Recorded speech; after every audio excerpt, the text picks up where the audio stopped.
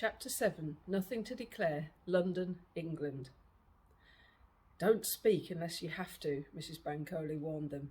She had smiled goodbye to the air hostess, but her fleshy cheeks now seemed to stiffen at the corners of her mouth.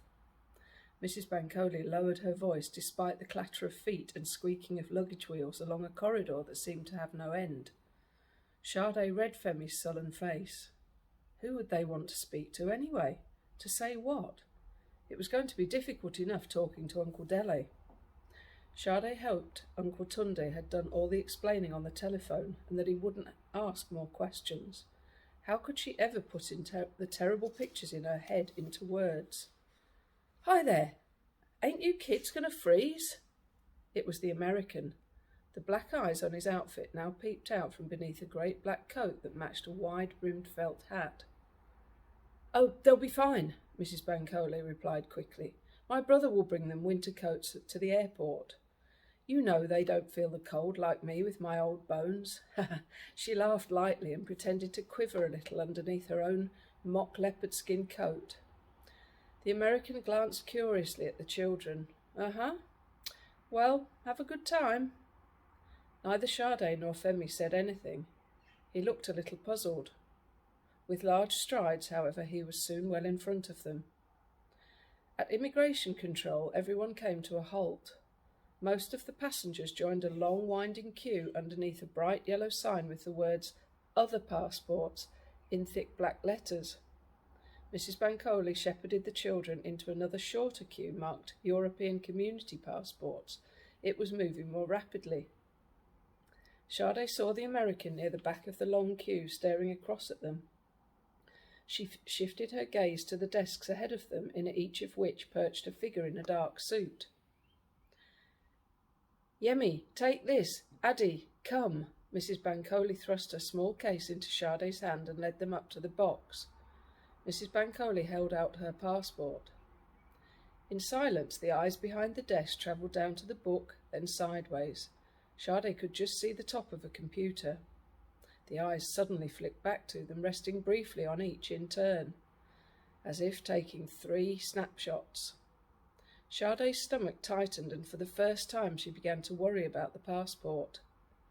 The eyes were taking much longer than the brass buttons. Everyone else in this queue had gone through so quickly. What would happen if she and Femi were questioned? It wouldn't take long before the truth came out. And then, what if they were put on the next plane going home? The eyes would tell the police in Lagos. Perhaps the police would try to use the children to get Papa. Femi was fidgeting, stubbing one trainer against the floor. Mrs. Bancoli looked at him sharply. Sade wished she could send a message into his mind of what the eyes could do. He shouldn't draw their attention, but Femi seemed in his own world. On one hand on Mrs. Bancoli's case, he swivelled round as if suddenly changing direction with a football. "Ade!" Mrs. Bancoli's voice carried a lightning warning. Suddenly the eyes relaxed. "Practising for the World Cup, is he?" the man said, handing back the passport. "Oh, thank you, officer." Mrs. Bancoli's face lit up, storm avoided. Sade was surprised by her own little leaps of relief. A ramp led down to baggage reclaim. Suitcases, boxes and bags were lunging out onto the conveyor belts that circled through the large hall. People crowded close, grabbing cases, pushing and pulling trolleys. It was not long before the little brown hold-all was flung out onto the conveyor belt, followed by Mrs. Bancoli's large maroon suitcase. Fastening the buttons of her shiny leopard skin coat, Mrs. Bancoli led the way underneath a green "Nothing to Declare" sign. Sade pushed the trolley with Femi dragging his feet beside her. Ahead of them, a small group of men and women stood in white shirts and black trousers beside a row of empty tables. Beyond was a large doorway. Was Uncle Dele waiting outside there, scanning all the faces, just like they used to do in Lagos when they went to the airport with Mama and Papa? But these buildings seemed even more enormous. What if he was waiting somewhere else? How would they find him? They were almost by the door when a voice stopped them. "Over here, please." A short woman by the tables beckoned them. She had pepper-red lips and a bob of cassava yellow hair. "I would like to open your cases, madam." Femi stepped closer to Sade, suddenly showing interest. "But I have nothing to declare," Mrs. Bancoli said with determination. Sade remembered Black Beret the night before and how Mrs. Bancoli had managed to avoid unpacking everything. "I want you to open your cases, please, madam," Pepper Redlips repeated. This time Sade heard her stress in the word cases.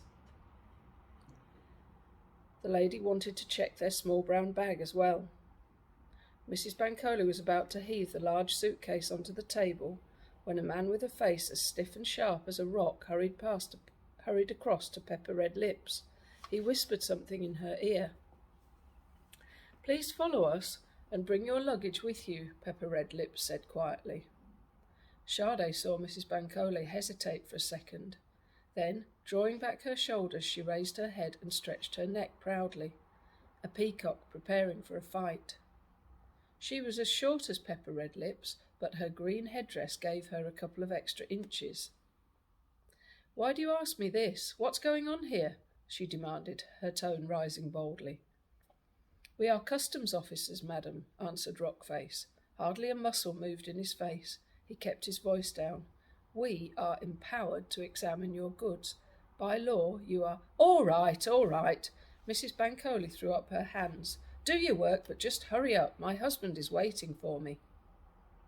Sade and Femi glanced at each other.